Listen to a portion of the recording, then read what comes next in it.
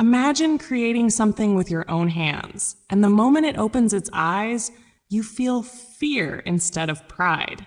Imagine running away from your greatest achievement and spending the rest of your life being chased by the consequences. This is not just a horror story.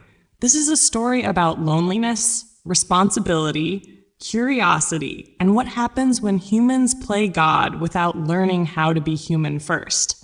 This is Frankenstein, retold in clear, simple English. As a living story meant to pull you forward sentence by sentence and help you feel how English works from the inside. The story begins far away from comfort, far away from safety, in a frozen world of ice and silence. A ship pushes through the Arctic Sea. The man leading this dangerous journey is Robert Walton. He is obsessed with discovery. He wants to go where no one has gone before. He wants glory. He wants knowledge. But the cold is brutal, and the journey is failing. One day, Walton and his crew see something impossible.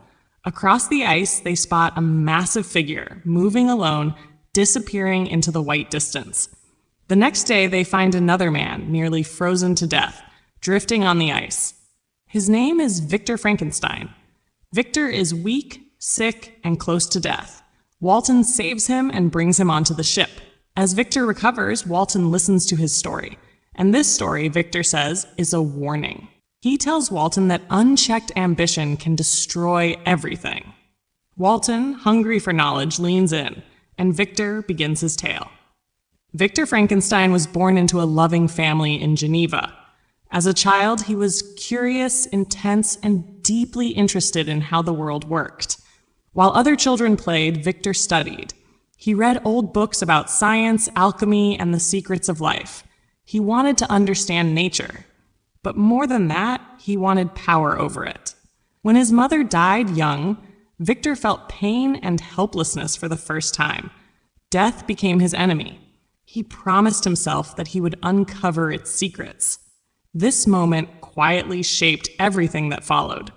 Victor left home to study at university. There, his curiosity exploded. He studied chemistry, anatomy, and natural philosophy. He became obsessed.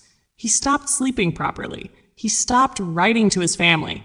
His entire world narrowed to one idea: creating life. He believed that if he worked hard enough, if he learned enough, he could do what no human had ever done. And finally, after months of isolation and secret labor, he succeeded. One dark night, surrounded by instruments and shadows, Victor brought his creation to life. But the moment the creature opened its eyes, Victor felt only horror. The being was large, unnatural, stitched together from dead parts. The dream collapsed instantly. Victor did not see a miracle. He saw a mistake. Terrified, he ran. He abandoned the creature without a word, without guidance, without love. The next morning, the creature was gone. Victor fell into a deep illness, his mind broken by fear and guilt. When Victor finally recovered, he tried to return to normal life. But peace did not last.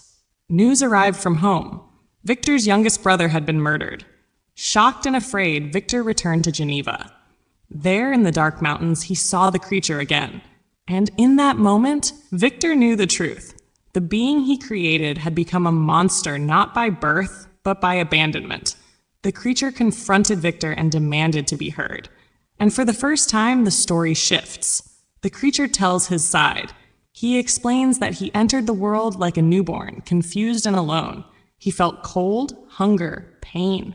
He hid in forests. He watched humans from a distance.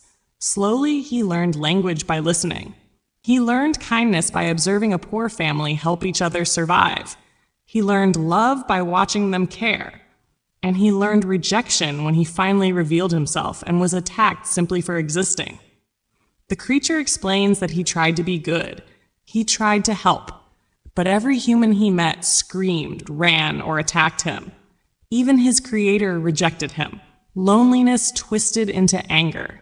Pain turned into rage. The creature admits he killed Victor's brother not out of pure cruelty, but out of despair.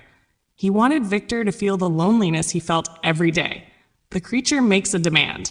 He asks Victor to create a companion for him, someone like him, someone who will not judge him. He promises that if Victor agrees, he will leave humanity forever and live in peace. Victor hesitates. He knows he is responsible. He also fears creating another monster. After long internal struggle, he agrees.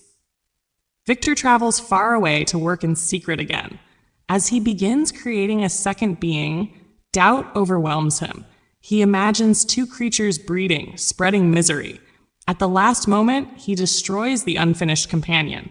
The creature sees this betrayal. His grief turns cold and focused. He promises revenge. "I will be with you on your wedding night," he says.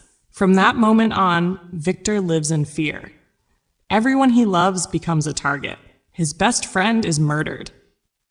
His father weakens under grief. Still, Victor moves forward with marriage, hoping the threat was meant for him alone. On the wedding night, the creature kills Victor's wife.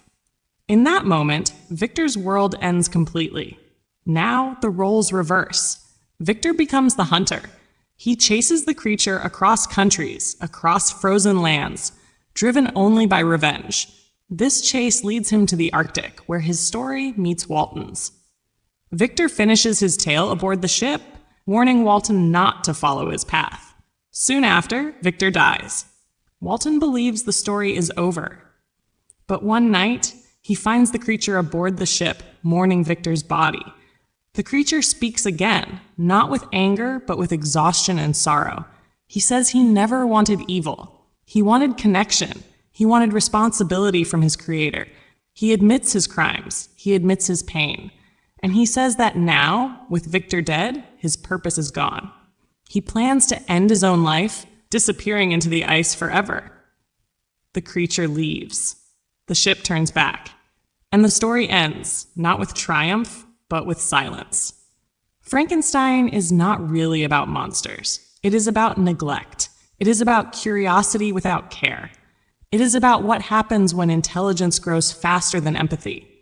For English learners, this story is powerful because it uses clear cause and effect. One action leads to another. One choice creates a chain. The language is emotional but simple. The ideas are deep, but the sentences can be felt, not memorized. If you stayed until the end of this story, you didn't just practice English. You practiced attention, emotion, and meaning. Stories like this teach you how English breathes, how tension works, how simple words can carry heavy ideas. If you want to speak better English, think better English, and tell stories that hold people without shouting, stay close to stories like this. Subscribe, keep listening, and let English stop being a subject and start being something you live inside.